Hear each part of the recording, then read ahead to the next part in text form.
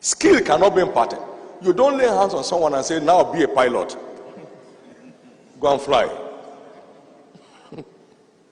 Otherwise, I would have done that many years ago and be flying by myself. It will be cheaper anyway. And then all the pastors around might just lay hands on you. Now you're a pilot, and now take me straight to Lagos. There was one time our pilot misbehaved, and one of my sons in the Lord said, let me go for training. I said, before you finish, I will have finished my job. Because before you are qualified to be a captain, you must have flown 3,000 hours. So I can't wait for you. You know,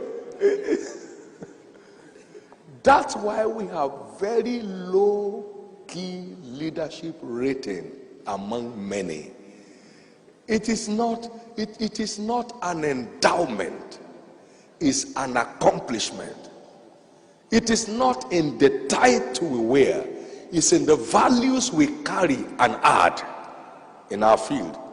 Now so I have come to define management, therefore, as the product of efficient management of self, of task, of material and human resources. Efficient management of self. So leadership begins with efficient management of yourself. Efficient management of yourself. And that corroborates scriptures. He said, if a man does not know how to rule his house, how shall he rule the church of God? 1 Timothy 3:5. So it begins with you. What does this entail? Management. Management simply here entails knowing where you are going, knowing what it takes to get there, committing yourself to getting there, and going the extra mile if it so demands to get there. Let me come again. Management of self here connotes knowing where you are going, knowing what it takes to get there, committing yourself to getting there, and going the extra mile if it so demands to get there.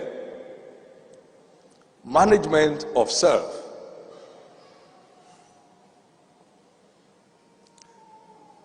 It's not about drawing a schedule on when to play golf, when to play lawn tennis. That's not what I'm talking about. You know, because until your field is defined, your leadership potential can never have expression. There are many people operating in undefined field. Undefined.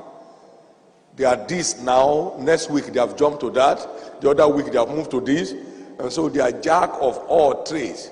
One road does not lead to the market, that's their concept. So they go through all the roads. And when you are traveling more than one road per time, you never get anywhere. You go here small, you come back, you go here small, you come back, you go here, come back. So that's what management of self entails.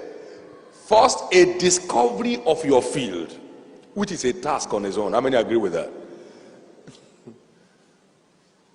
Not just a discovery, but a discovery and a commitment to abide in your field. You say, I've been doing this stupid thing I'm doing 28 years. Amen.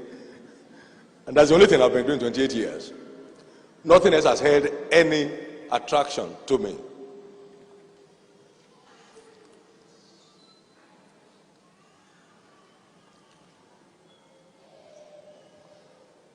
And many people go through their life without ever knowing where they are going.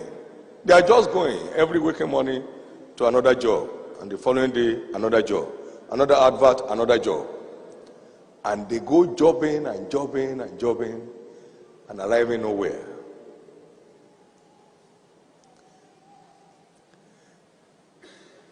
You are a creature of dignity. You know, he said, I know my plans for you, says God, the plans of welfare and not of evil, to give you a future and a hope. So it's important to settle down and discover your place in that master plan. It's a glorious plan.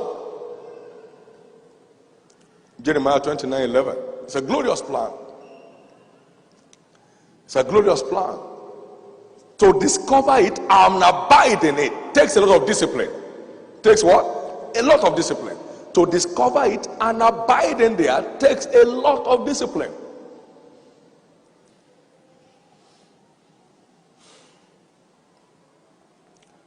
When our church was still under 50 people, I said one day in one of the meetings, I said, I will consider it a demotion if I were invited to President of the Federal Republic of Nigeria. I will consider it a demotion. Church was under 50. But I was so sure of my field that I will not sell off for anything. My birthright is precious to me. My future is in his plan, not in my plan. Somebody here know what I'm talking about.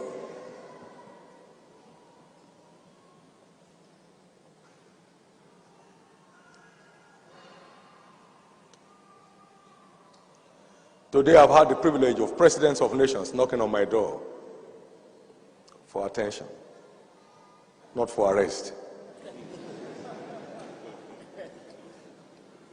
I've had the privilege of resolving major issues between government and oppositions in my house on their request. I've never been a party till I die.